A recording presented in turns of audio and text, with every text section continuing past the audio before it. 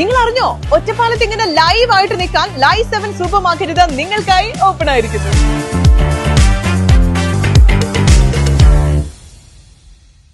ഒറ്റപ്പാല railway സ്റ്റേഷന്റെ നവീകരണ പ്രവൃത്തികൾ അന്തിമഘട്ടത്തിൽ. അമൃത് ഭാരത് പദ്ധതിയിൽ ഉൾപ്പെടുത്തിയാണ് നവീകരണം നടക്കുന്നത്. അമൃത് ഭാരത് പദ്ധതിയിൽ ഉൾപ്പെടുത്തിയാണ് ഒറ്റപ്പാല റെയിൽവേ സ്റ്റേഷനിൽ നടപ്പാക്കിയ വിപുലീകരണ പ്രവർത്തനവും സൗന്ദര്യവൽക്കരണവും നടപ്പാക്കിയിരുന്നത്.